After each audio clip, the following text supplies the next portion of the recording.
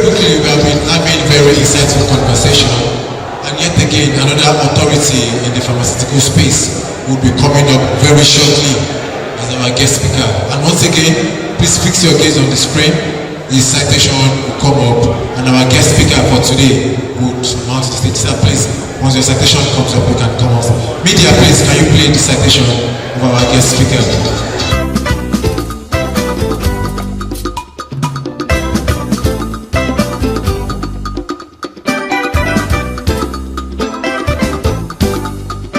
Anthony Bola Oyawole, FPSN, FPC Pharm, FNA Pharm, graduated from University of Ife, now Obafemi Awolowo University, over 3.5 decades ago. He is a quintessential leader with proven track record of service to pharmacy profession and public at large. In the last 35 years, he has been in the vanguard of various struggles for entrenchment of ideal practice environment and development of the profession.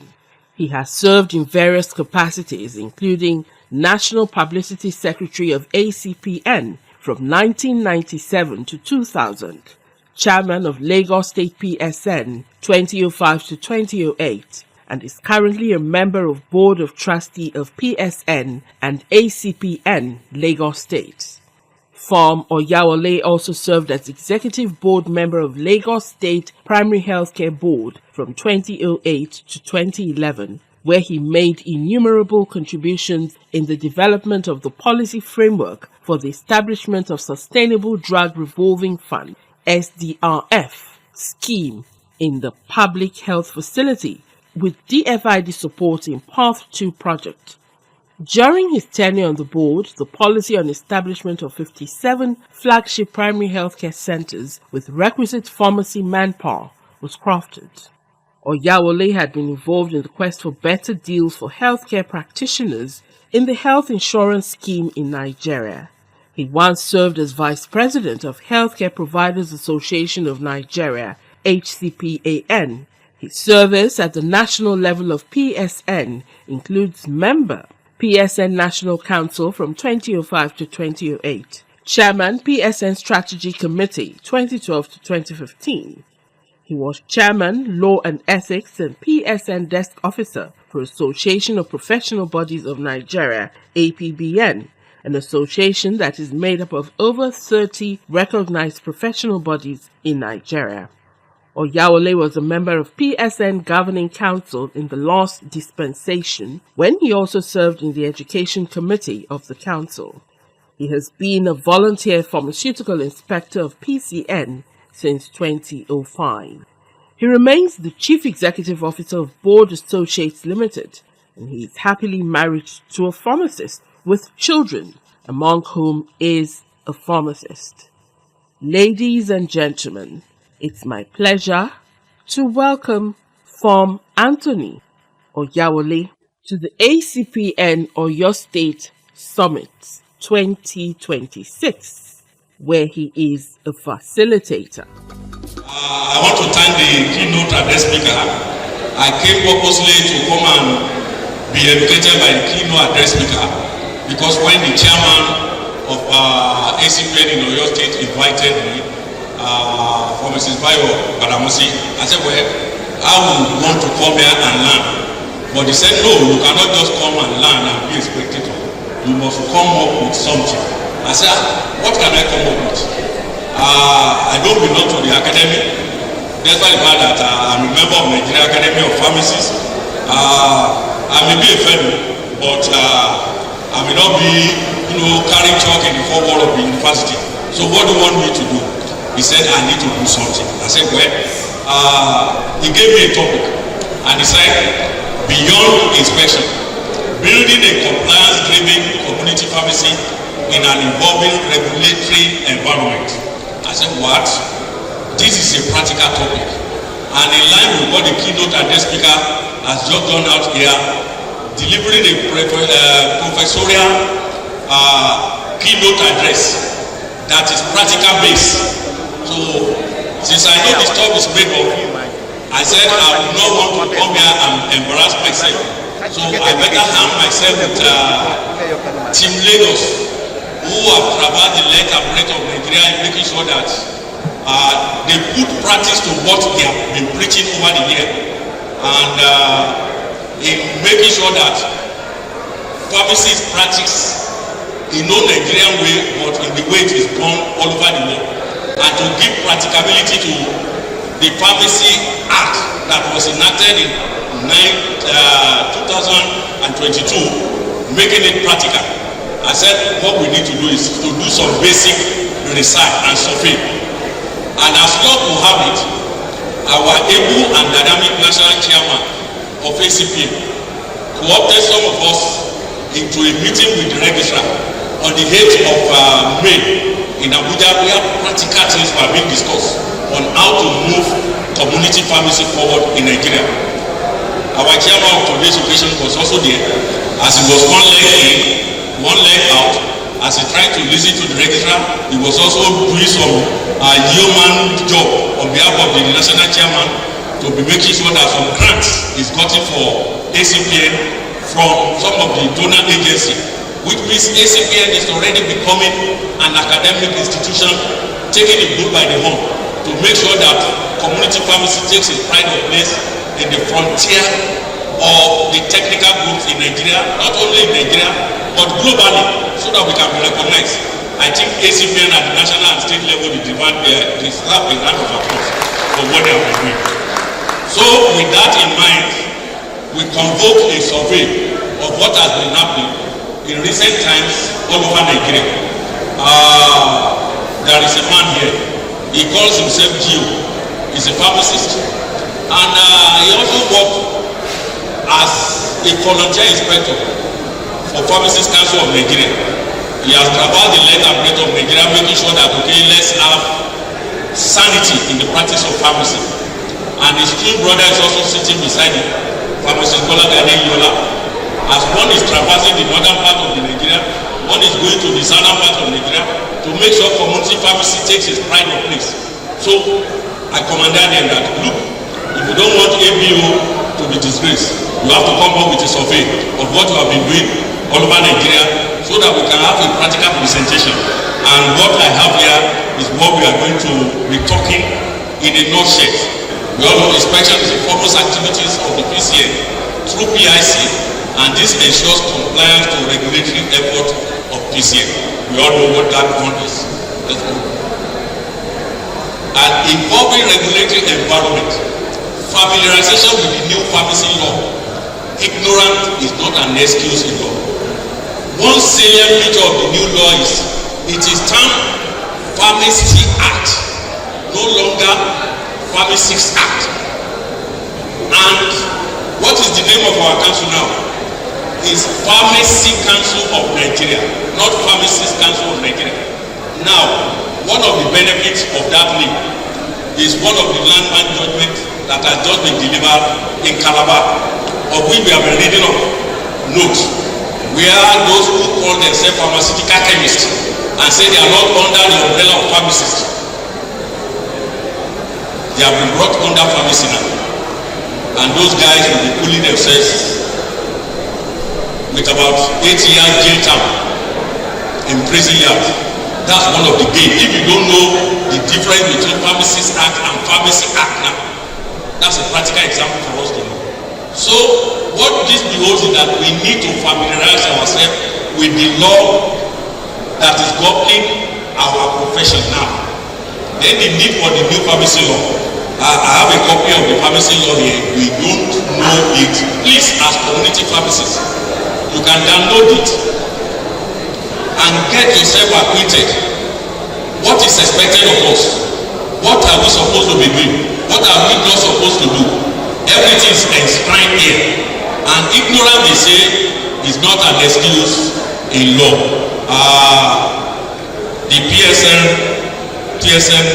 president representative here, even though he has not been labeled as such, Pharmacist Ajibade, a member of the NEC, we were together at the Boloko up Monday, and he was fighting tooth and nail on trying to see how inspectory activities can be activated effectively and maximally in Oyo State.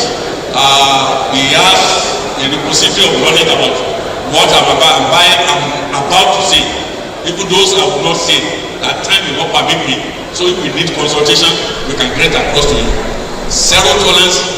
Right now, we need to ensure good pharmaceutical services in a conducive environment. What is a conducive environment? I will get to it in a short while. Zero tolerance for malpractices. During the delivery of the keynote address, our lecturer was admonishing us that some of us are here, we don't have pharmacies. Stay back at our respective pharmacy. If we are doing this, we are running foul of the ethics of the profession. We need to change. Admission was made also by the national chairman and of course the immediate past chairman. We need to build confidence of the general public. How do you build the general confidence? If they go to our respective premises and they are not sure of good pharmaceutical service, of which is displayed by the green cross emblem that we try to display, and they get to those respective pharmacies and load those pharmacies to take charge and to make sure that pharmaceutical services are provided. So we need to build a better public image for ourselves. Because perception go a long way in making us know whether we are really professionals or not professionals. Interactions that are sanctionable. I want to believe you know what R&G means. Register and go. Some of us that call ourselves community pharmacists, that we don't own those premises, are we really in charge? Or we are just register and go? This will not ensure that we have good compliance, and there is no way we can build a compliance-driven community pharmacy practice in an evolving regulatory environment if we are not up to par with what we are called to come and do. Relying on ethical practice in pharmacy is just shooting ourselves in the legs. It is a negation of the professional responsibility that we have sought to uphold. So we need to ensure that placing gratification above ethics is a no. Placing gratification above ethics is a no. The other time our keynote speaker was addressing us, where do we source our drugs? Do we want to gain cheap products and make better profit? As against good quality products that is going to serve humanity and make sure your clients, when they bought those products and use it, they really work. And they can come back and attest to it that it worked. He made an example when they were having problem with Novask. I didn't mean it was not well documented. The liability will have been passed over to Pfizer and to the distributor who was getting it from them, not knowing that somebody is getting it somewhere else in the drug market. So that calls to question drug market and its attendance problem when we are stocking our product from them. So the benefit of cheap products outlive its usefulness when the problem comes with respect to getting cheap products and we thinking that we are making fantastic profit from what we have sourced in a cheap way and selling at a premium price. Sanctions for non-adherence. We have investigation and disciplinary measures. We could see that council has now woken up, and if we are very conversant with what is happening in social media, you will see that currently they are moving around the country because they have been armed by the legislature, the National Assembly, to make sure that they get rid of those who are not supposed to be in drug business, those who are drug traders. So they are alive to their responsibility now. And if you go by the statistics of what they report to us, just last week they were in Plateau State, and they read out the statistics of about 700 premises they visited. Out of those 700 premises, 188 were said to be pharmacies that they visited that were found wanting. If out of about 750 premises they visited, 100 pharmacies are found wanting. Those 100 pharmacies is going to push to the covers of community pharmacy. Are we really doing what we are supposed to do? Are we building compliance? And are we running our activities in ethical way that can make our interest group, our technical group, to be proud that yes, we are doing what we need to do? Because the chairman was talking about statistics the other time, that whatever you do, you document. So if our regulatory agency is documenting that over 6 months they have inspected about 3,000 premises and the 1,000 community pharmacies are found wanting, is that a good report? So we need to guide our loins. So we who are executive at the national and state level, we have responsibilities on our shoulders that we need to do. And we who are also community pharmacists, we have responsibilities on our shoulders so that we can do the right thing in the right way. It is only this that can boost the activities that we will be doing with respect to pharmaceutical services that will be ethical. Now, we have sanctions for non-adherence, investigation and disciplinary measure. I don't know how robust the Pharmaceutical Inspection Committee is in Oyo State. Our DPS, our retired but not tired DPS, I know we will still be part of the team. How are we faring? What are we supposed to do? Because we are supposed to be a pace setter state. I'm proud of this state, and the reason why I'm proud of this state is because I cut my teeth here. When I say I cut my teeth here, the JCs, they are not here, the millennials, they are not here. I started my middle school, what we call middle school then. You know, when you pass from primary school, there is what we call modern school in those days. I started my modern school in Ibadan in 1975. Baptist Secondary Modern School, Okeado. That was where I started. And it was from that school I started visiting some pharmacies, Trumet, at Bola and whatever. And the fancy of pharmacy, I got it. That this is likely a professor I'm going to belong to. So I believe we need to get things right. And Ibadan being the biggest city in West Africa, we have a role to play. And the regional capital of the southwest region, we need to be up and doing in making sure that what is working is what done well. We will not want a situation where it is in Ibadan that licensing will be withdrawn or pharmacies will be blacklisted as negative things towards pharmacy. Next slide. Now, to get all those items that have been talked about to become functional, we are supposed to have standard operating procedures, SOPs, of how our activities are supposed to be carried out. We have them reflected here. And what is a pharmaceutical premises is there, what is inspection is there. Please flip over to the next slide. Now, how do we ascertain good pharmacy practice? Good pharmacy practice requires that the core of pharmacy activity is the supply of medication and other healthcare products of assured quality, appropriate information and advice on patient and monitoring the effect of their use. The product we are using. Can we guarantee the quality of product we are offering our clients in our respective pharmacy? Then, good distribution practice system describe the minimum standard that a wholesale distributor must meet to ensure that the quality and integrity of medicine is maintained throughout the supply chain. How do we maintain the supply chain integrity?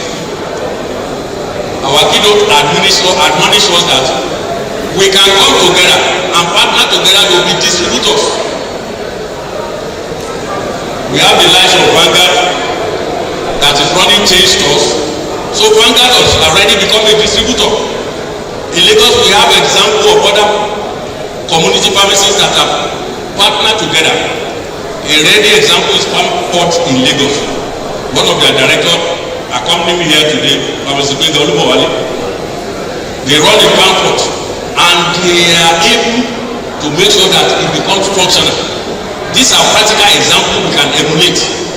And as we have been charged, we must take from today's business summit what can benefit our practice.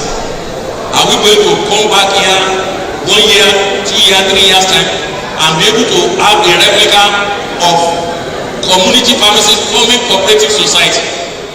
Oyo State cooperative used to be functional, and I hope it's still functional, and we must strengthen it so that we can practice ethically. Of course, when we talk about extemporaneous products, it is about manufacture.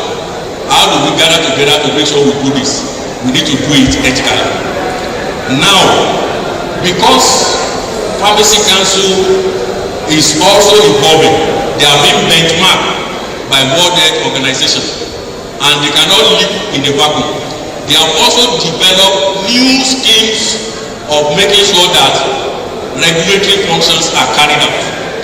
And for them now, their new checklist has been developed and is currently being used in making sure that community pharmacies are benchmarked to what they are expected to be compliant-wise. We want to know whether to please come back when you are in your pharmacy. Do we have a independent pharmacy? Do you have a phone number? Is it readily available? This is about information. What is the location of your premises? What is the distance from registered premises? Proximity to market, motor park, cluster area, petrol station. All this is a function of whether you are going to have a compliance with what you are doing or you are just training. Next slide. Next slide. Now, personnel. The other time we talked about the keynote address was telling all about personnel. Do we run shift? Is it only one sales girl that is running from morning till night? We want to know the presence of superintendent pharmacists, the presence of supporting staff. How adequate are they? Then the staff appearance. Even apart from staff appearance, what of pharmacist appearance? Are we going to our respective pharmacies wearing t-shirt or dressing properly as professionals we are supposed to be? All these things are what are being looked at now. We have appropriate name tags. What does our environment look like? It goes a long way in telling us whether we are running the ideal pharmacy we are supposed to run or not. And now the facility. We are benchmarked against all these activities now. All these activities listed, they carry marks. And you know, we usually do registration routine inspection every 3 years before. But nowadays, because WHO has mandated the regulatory agency to make sure that things are done properly. So when inspections are being carried out, marks are allotted to all these items listed. And if you score, well, let me reveal a secret. Let me tell you the scoring. Because you might not know, the age of every 3 years routine inspection is gone. You may be inspected on a yearly basis now, depending on how the mark you secure when the regulatory agency comes will determine whether you are going to be inspected on a yearly basis. And if you are going to be inspected on a yearly basis, that will bring more cost because you will pay inspection fee, you will do all the necessary things. For you to have a satisfactory mark, you must score between 60 and 69.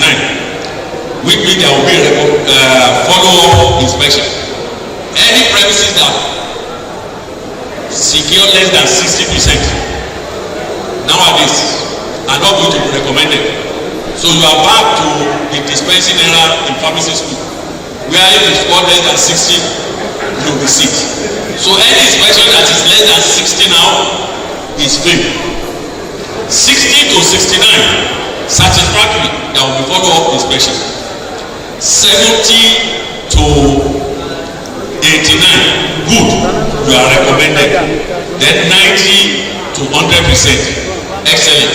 It is when you score above 90 that you can be qualified to be inspected on 3 yearly basis. Anything less than 90, you either secure 2 years or 1 year, which means you pay more. So which means they are benchmarking. They want a situation where we can do what is being done in developed world. And the council also not relenting on this. They are also going a step further, because as they are benchmarking you, they are also being benchmarked by World Health Organization. In the next 1 or 2 years, inspection will go digital, so that from the confines of the council premises, they can inspect you directly and know whether you are doing the right thing or not. Time will not permit us to take questions and what have you. I believe with this we can see that beyond inspection, beyond just coming every year to come and do talk show, we need to build a compliant drinking community pharmacy practice in an evolving regulatory environment, so that our business can thrive, our profession can prosper, and community pharmacy can take its pride of place. I thank you all, and may God bless our technical group.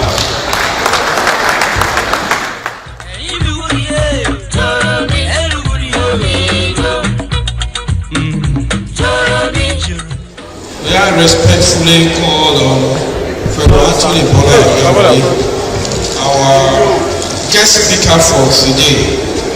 It's a rare honor to present this Lifetime Achievement Award to pharmacist Anthony Bola Oyawole, FPSN, FPC Pharm, FNA Pharm, in recognition of your outstanding contribution toward the growth in pharmacy leadership and healthcare policy advancement. We present this award to you today, Tuesday the 16th of June 2026. Congratulations.